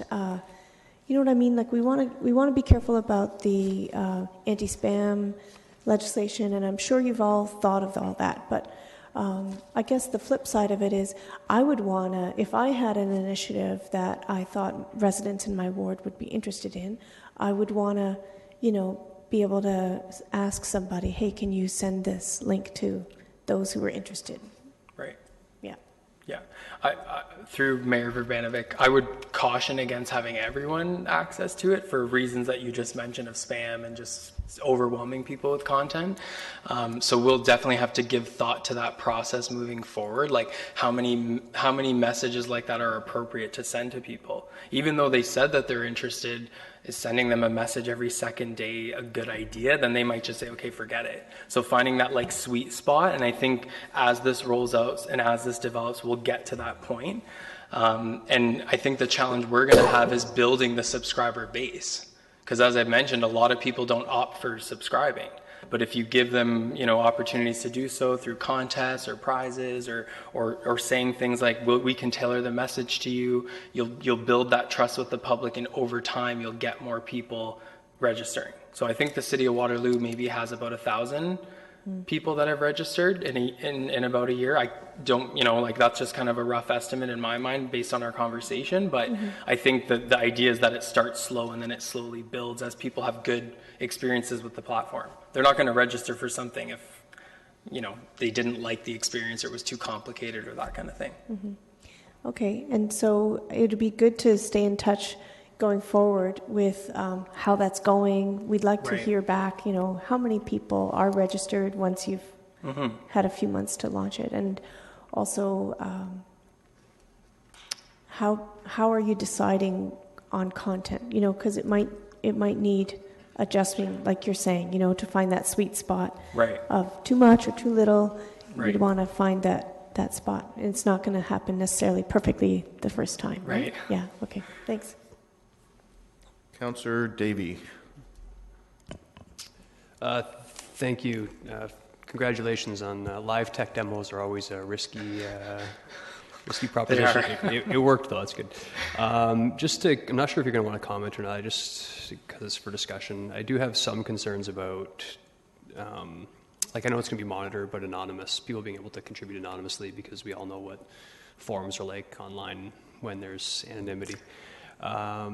So I'm not sure, but I realize if you take that out of the equation, it's really going to impact the number of people that respond, because I know a lot of times once people see a registration page, they forget, I'm not going to bother, right? But on that point as well, then, I'm hoping that people will be able to register, you can register with your Facebook account on some places, and as well, since we're looking at e-billing at the City of Kitchener, it would be nice if, and you may not have an answer now, it would be nice if staff could look at, once people apply for that, it's automatically the same sort of login and password information for this, because at some point we're going to have a Kitchener ID for our residents, like a single ID, because you don't want to have, 4 different login pages. So that's my only feedback, but I'm really happy with the system that we have. Thank you. Councillor Schneider. Thank you, Mayor Vrbanovic. Josh, just to be clear, is there a limit to the duration one of these surveys could be up? Could it be up for a week to allow citizens to respond? Yeah, you can leave it up for a week. You can leave it up for 2 months. Depends how long you want the duration to be. I think too long is probably not a good thing, and too short is probably not a good thing. So again, finding that sweet spot of time where you can get, collect enough feedback where you feel confident that you've heard from everybody. Through some research that I've found, longer than a couple of years is too long, right? Right. So you just want to kind of keep it contained. But yeah, you can definitely tailor the timing for sure. Okay. Is this something that might be able to be used as part of a PIC? I know sometimes when I've attended, there can be some people that have more of a domineering personality and may make a neighbor who maybe is a little more shy to speak. They may keep them quiet, but this could be, as you say, if you use it with your phone, could be part of the meeting to gather information there. Is that possible? Yeah, totally. And I also think, I can foresee maybe in future public meetings, you would have a little station set up with a computer and a screen, and you could just let them do it right there. So you're giving people options. I think that's the biggest thing I'm hearing is that, I haven't heard that, okay, you got to fix the PIC this way, or you got to fix it that way. It's all over the place. So how do we just give people options? And I think coming to a public meeting, if we could have the option that people could submit online versus standing up in front of a crowd, you might get the people that maybe don't feel comfortable doing that. Right. And just to just want to be clear, is this more for citywide issues or ward specific? I see it as maybe more citywide than what do you think of bike lanes on a certain street, or is that going to be used for things like that if we want to get ward-specific information? Yeah, you definitely can get ward-specific information. For us, when thinking of project eligibility, we've thought of things in our business plan or things that have gone to council and got approved. That engagement needs to happen, or something that came from CLT or from council. So definitely, if it's there might be something in the business plan that is only focused on a single ward, and then it would be eligible. Okay, great. Thank you. Okay. And Councillor Ioannidis? Josh, is there any more to your presentation, or is this it? That's it. Okay, so comments, Councillor Ioannidis. Thank you, Mayor Verbanovich. Josh, when you came down to my office and we sat and talked and gave you some of the feedback that I thought was important, and looking at your presentation, it seemed like you really captured everything of my concerns, and I'm very impressed, actually. I'm really kind of excited to see this roll out, because I mean, the way it's going to be transparent, it's going to be able to collect analytics, one login for the entire region. That's fantastic. And residents being able to subscribe, so they'll be able to get certain content that they want. I think this is going to be the wave of the future for us. Instead, it's going to kind of probably replace the email as like the email replaced the phone. So I think this is really cutting edge. Great job. Thank you. Any other comments? Not, I'll just make mine. I'm really pleased with where we're going with this. In particular, the fact that we've been able to partner with the other cities and the region in the region. I think anytime we can find ways to work together and collaborate together in this two-tier, multi-jurisdictional structure that we have in the region is positive, and certainly using this as a way to engage with more people and so on is important. And probably the single biggest thing I've heard from people when it comes to engagement is figure out ways to make it easier for me to engage, to do it at a time that's convenient for me, and ideally to be able to do it at a location that's convenient for me. And so, when I look at some of these options, and I think that, you could potentially even have a webinar on a planning application, and people could actually participate and answer questions and provide input from their own home without having to arrange for childcare, without, getting out of the house if they didn't want to or weren't able to. And coinciding that with an actual live PIC, as an example, is tremendous. I mean, the options I think that come from this are many. I think, as Councillor Fernandez pointed out, it's important that we also continue to have mechanisms for those who aren't tech comfortable yet. But as time goes on, I think there'll be less and less of that. And part of the beauty of it, because of the programs we have in place with our community centers and so on, there is access at the libraries, at the community centers and so on, for those who might not have their own equipment, but in fact are tech savvy to do it in a technology way as well. I think the other realities are more and more we're seeing where technology, basic technology is available at lower and lower costs, and at some point I think we might be in a world where that's part of what cities look at. And I know Councillor Davies talked about that in the past, where maybe part of the utility that you get from the city is a very basic tablet, so you can participate in stuff like this. Might be sound very futuristic today, but 30 years ago we didn't even have PCs in our homes. So a lot has changed, and today, what was the little handheld that we hold is much more powerful than the PC of 30 years ago. So with that, thank you, and look forward to seeing where this goes in the months ahead. Thank you. Okay, we'll do the we'll do the in-camera meeting authorization right now, but we'll resume at 5 o'clock for special council. Moved by Councillor Fernandez, seconded by Councillor Davey. All those in favor? Opposed? That's carried. We'll start. Councillor Gazzola. Yeah, I had a question as to why items number 1 and 4 are being held in caucus. I don't see the necessity of those being held in caucus. Item number 1, as you can see, has to do with solicitor-client privilege, and item number 4 has to do with the potential disposition of city land. And those are both items under the municipal I read law. both of those, but looking at what they are, I don't really see that they need to be discussed in caucus. That number 4 is not dealing with it's not dealing with a buyer or a seller. It's dealing with a question of, we have an asset. Should we sell it, or should we try to change its purpose? That's a question that can be discussed in public. There's nothing.